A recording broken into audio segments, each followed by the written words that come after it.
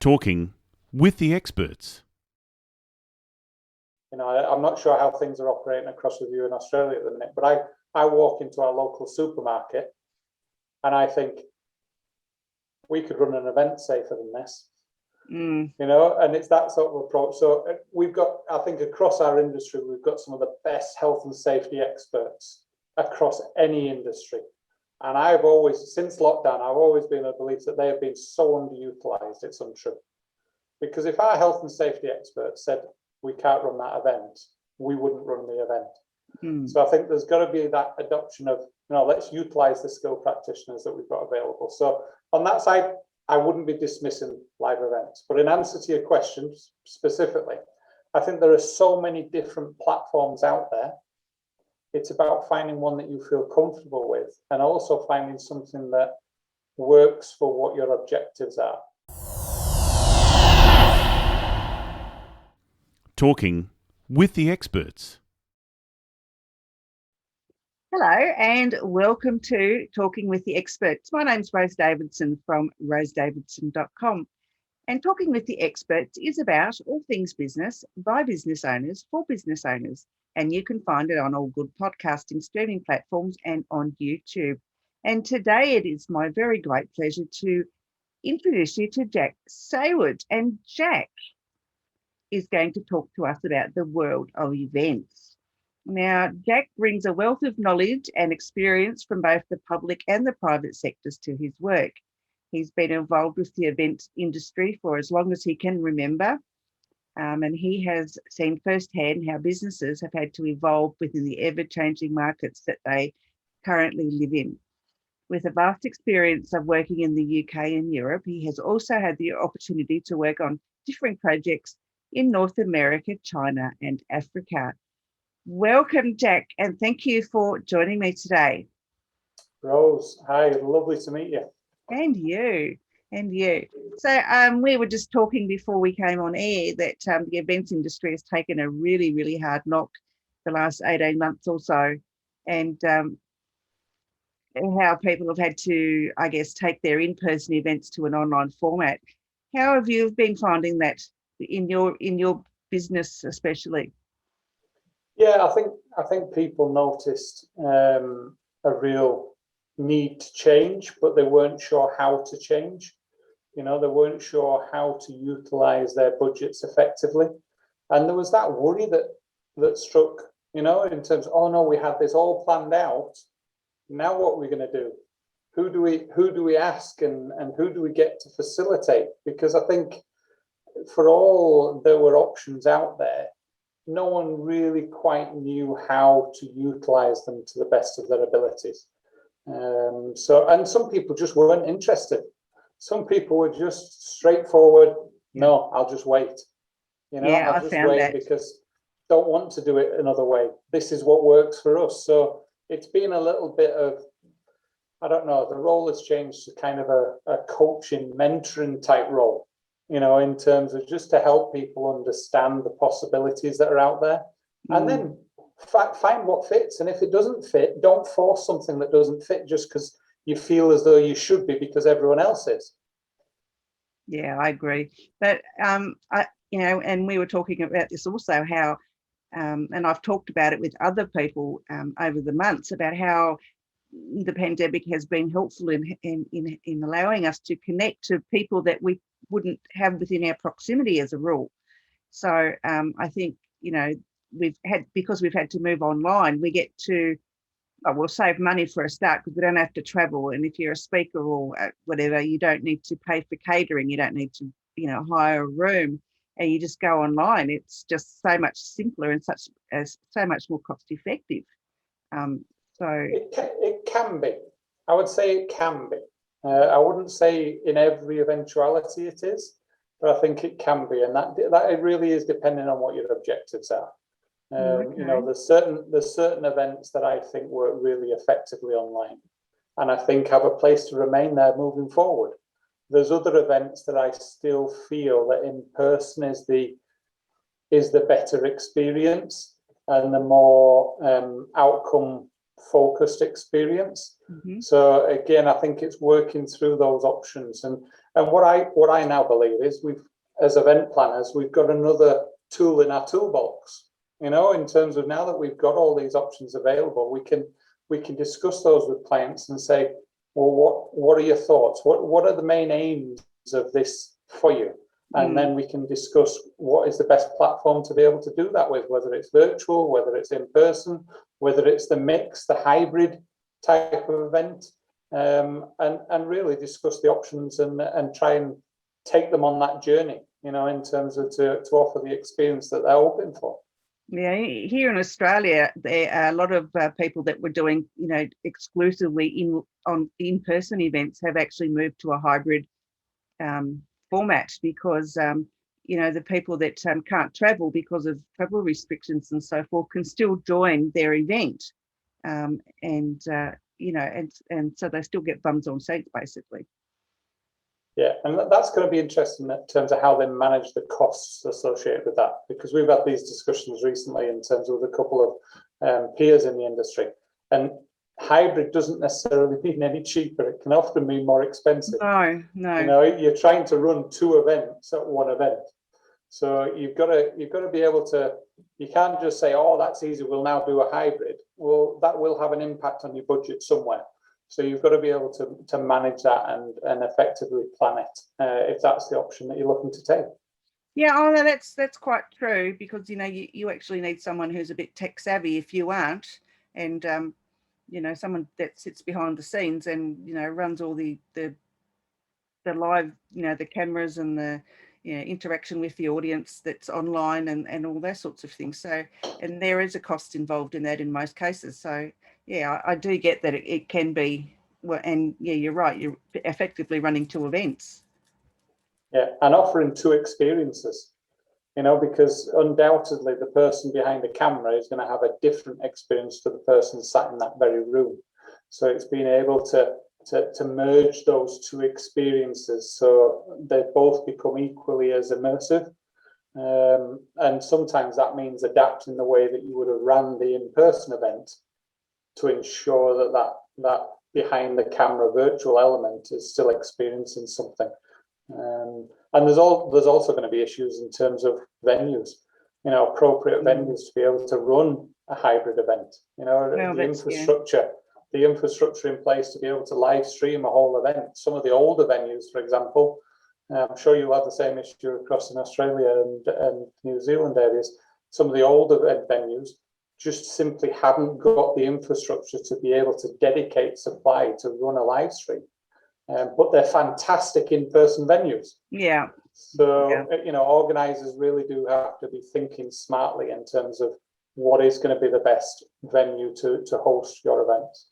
I've noticed, though, that a lot of places, venues that are allowing hybrid events have actually lessened their rates because of the fact that, they're getting a bang for their buck. At least they're getting people to the venue.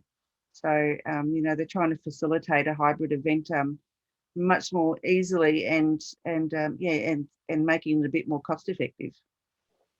Yeah, have you found that in the UK or not?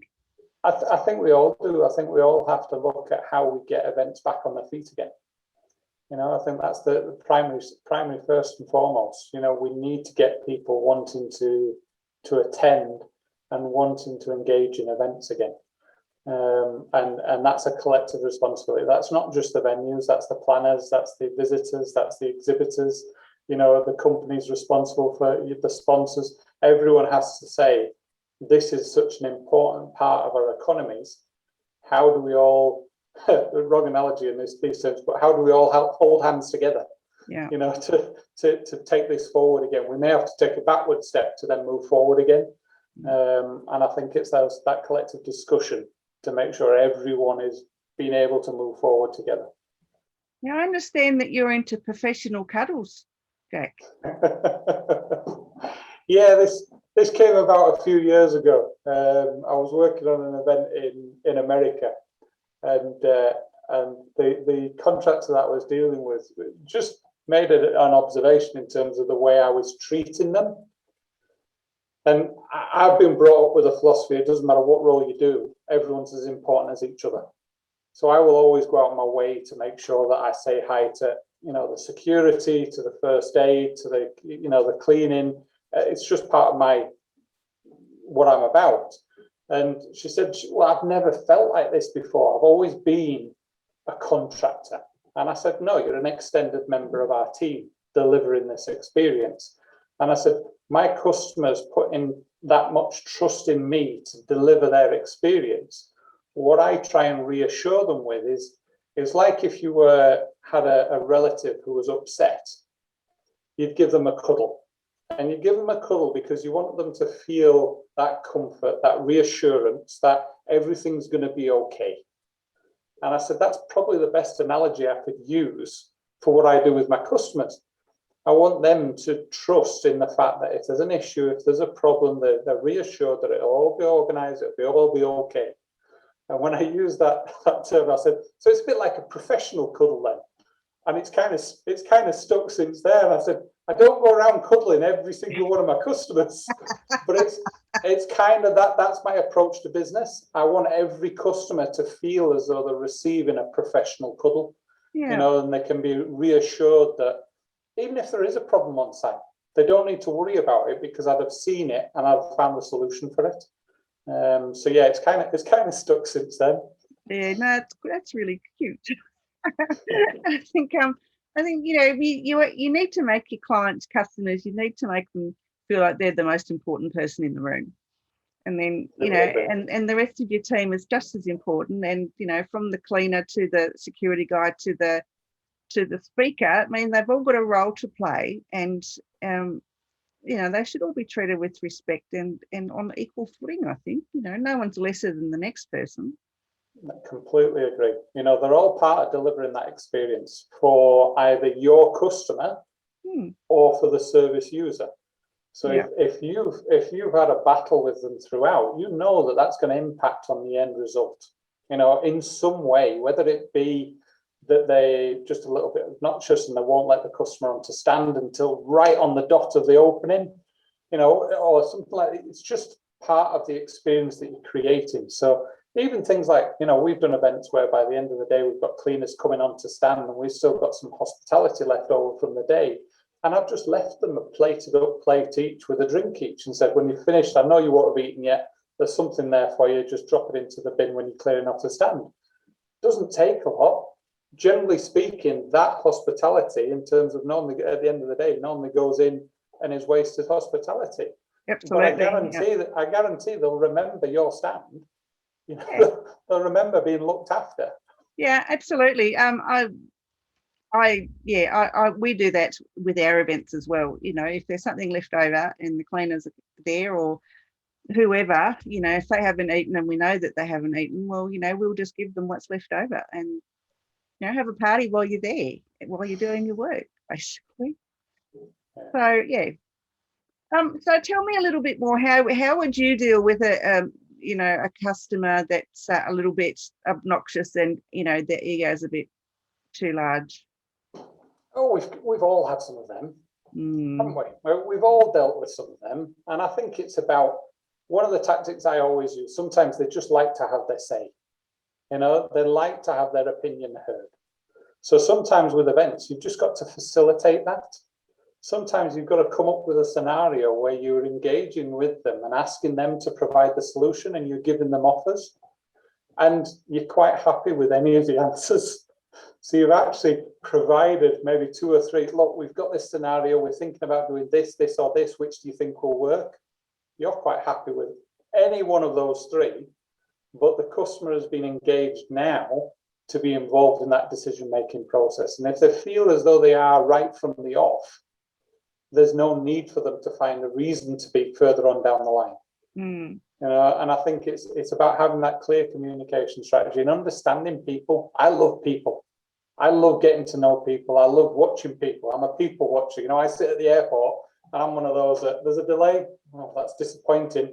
But whilst I'm watching, I'll look at behaviours and people's behaviours around, because I think you can learn so much from just taking a step back and watching. And I think that's the same with customers. If you actually, one of the best forms of communication is actively listening.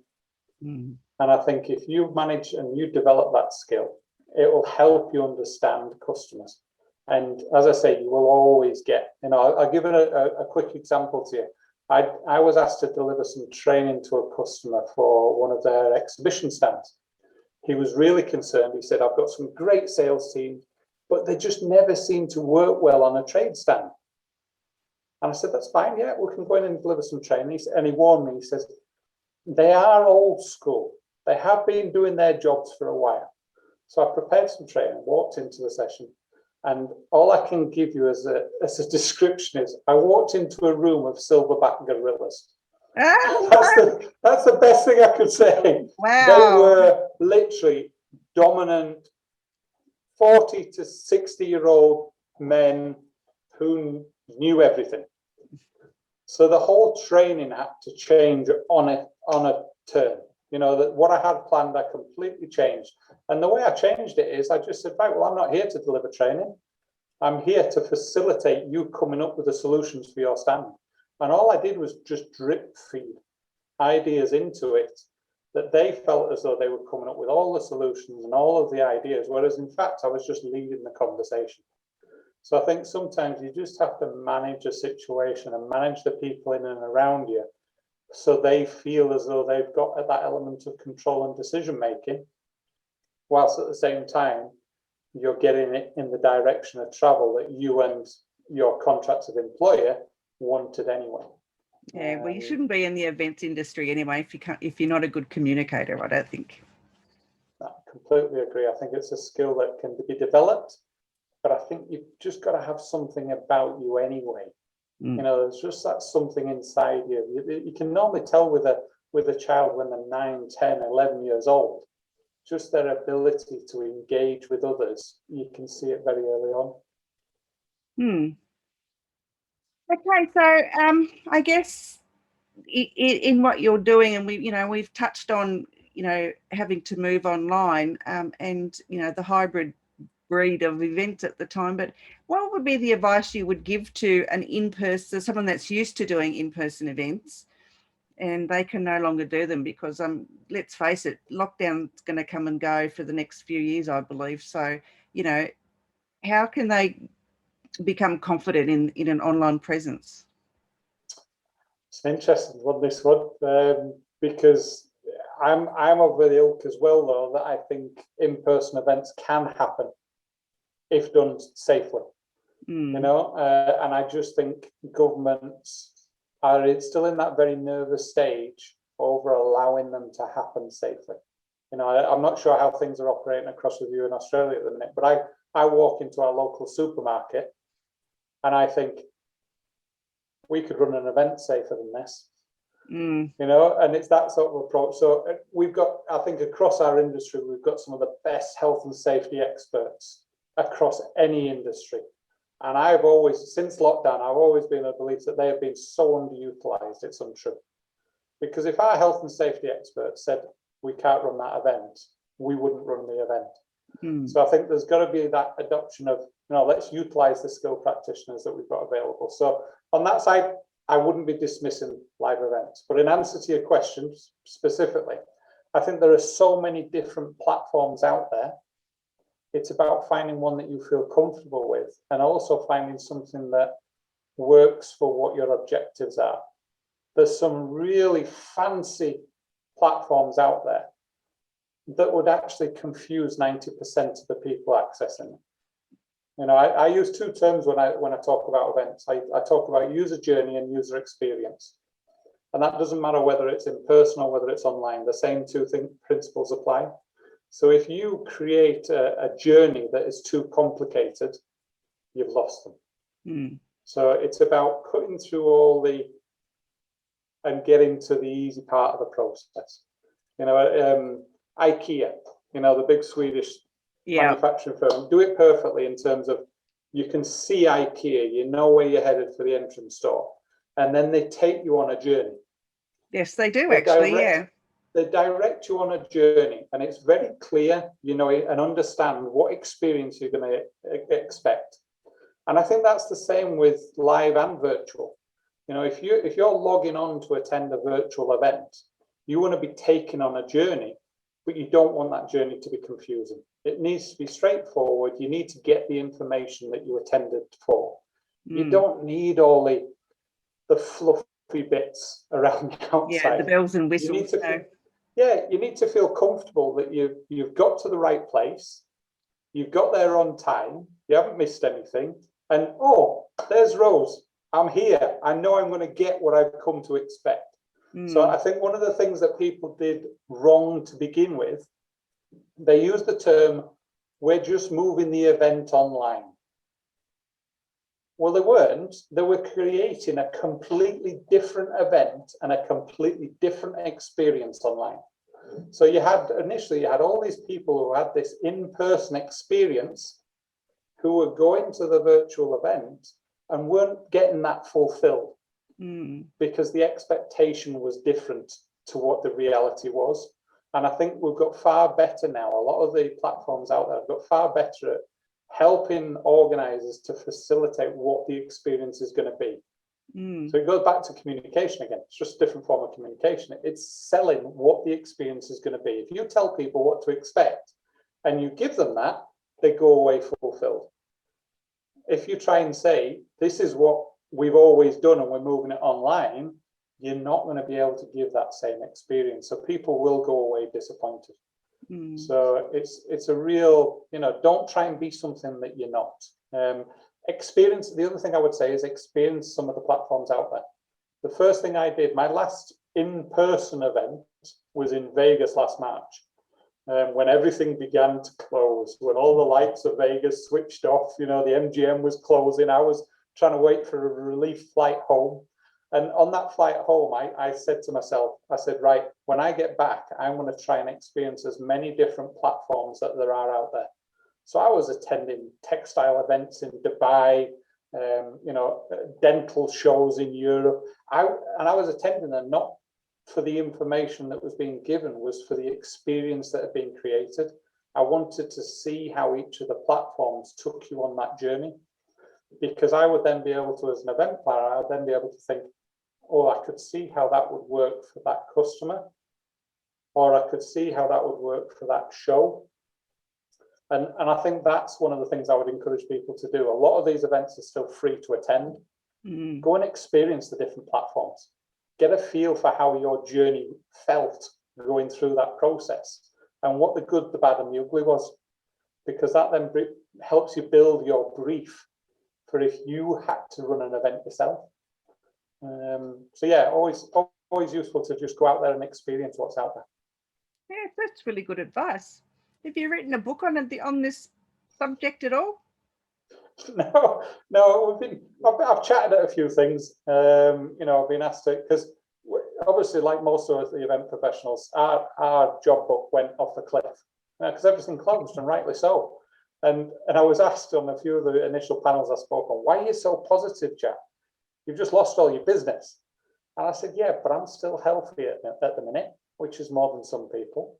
And I can only control what's in my circle of control. Everything that's happening around and about, I can have my say on it, but I don't control it. So if you focus on that element and say, well, what can I control? What's in my power to develop? Can I go out and do some more training? Can I get a part-time job just to pay the bills at the minute and just keep the business running and the employees, employed? And I think that's the important thing at the minute. We've had to adapt, but we've had to make sure that our customers are looked after, because they're long-term customers. I don't think any of us sets out in business to work with someone once. They want to build that relationship, so they're working with them for 6, 7, 8, sometimes 30, 40 years down the line. Those relationships. So I think that was my main focus, was to get out there, because I knew my customers would be saying, Jack, what do we do? And I wanted to have some of that knowledge to say, well, there's a few options out there available. This is what we could do. If I hadn't have done that, what service am I providing for my customers? Yes. Unfortunately, though, a lot of people that do what you do didn't see it like that, and they just closed their doors and threw their hands up in the air and said, well, let's just give up. Yeah, well, sometimes it's not giving up. Sometimes it's the realization that they can't see a way out, so they need to find something else. And one of my best chippies, one of my best carpenters in America, who I use every show that I'm across in America, he's doing kitchen fitting now, and he's not going to come back to events. He's already said, he says, I'm now working 9 till 5. I go home on an evening, I see the kids. Yes, I'm not earning quite as much money as I was before, but the balance is better. I just don't think I'll come back. And then there's another one who's doing deliveries for Amazon. One of my graphics guys is doing deliveries for Amazon across here in the UK. And he says, I can't wait to get back on site again, Jack. I've just missed the buzz of an event. So I think everyone will be to their own. I think people have their own choices to make. I think we will have a skill shortage. But I also know we've got a huge generation of new event professionals who are finishing university who will help us take our events industry forward. I really do believe that, because we're entering into a new way of running events, and some of those younger generations are far more tech savvy than me. Yeah. So you need that new pair of eyes at times. That's the way I stay feeling young in events, is by always bringing new faces to the team, because they will ask the stupid question, because they're not sure. And sometimes that stupid question is a critical question. So when I'm doing my coaching, I will always say there is no such thing as a stupid question. The only stupid question is the question not asked, because it could be critical to that service delivery. So that's why a lot of students have obviously missed out on their placement years. They're worried now in terms of getting jobs in the industry because there's so many unemployed. My view is that there will always be space for good candidates in our industry, because we have always kept recruiting new faces into the industry, because it's the only way we stay young. It's the only way we stay fresh with our ideas. Yeah, totally. Now, I see that you have a couple of LinkedIn profiles. You're on Facebook, you're on Instagram, you're on Twitter, and you have a website. Yeah. Wow. Yeah. Absolutely everywhere. Well, I think one of the important things is that people still realize that we're here as businesses. For all they may not know who you are, where you are, what you do, they want to know that you're still there. I've had a couple of customers who said, Jack, we've got this project. I'm just checking that you're still okay to support us with that. And we've had other customers who contacted us during that period and said, would you be able to help us with this? We were recommended you. It's just that ours has gone bust.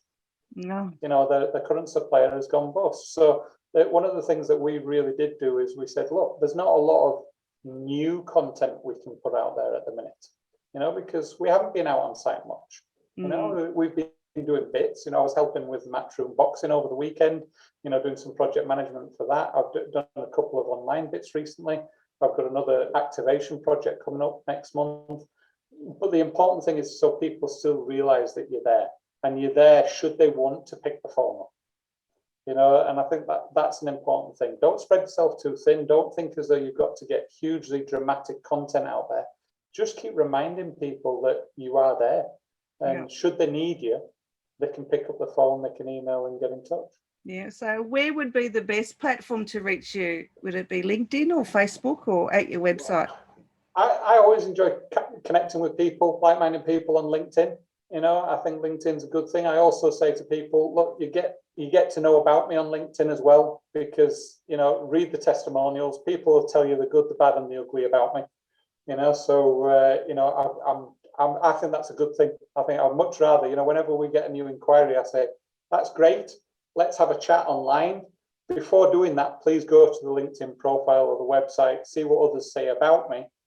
And if you want to cancel the call, well, that's fine. But if you do want to continue with the call, great, because we've just cut out 20 minutes of me having to try and sell myself on that initial call. Yeah. I hate doing that. Yeah. And we're not good at it, are we? No one's really good in person. No, because we don't always like to boast. No, we feel it's boasted. And to be honest, sales, at times you can feel as though you're overselling. That's my philosophy. I always say to people, have a look at what others say about me. If you want to speak to any of my customers, there's many of my customers who've always said, if you get an inquiry and everyone wants to know about you, Jack, I'm more than happy to speak to them. That's how I try and sell our approach to business. Good approach, actually.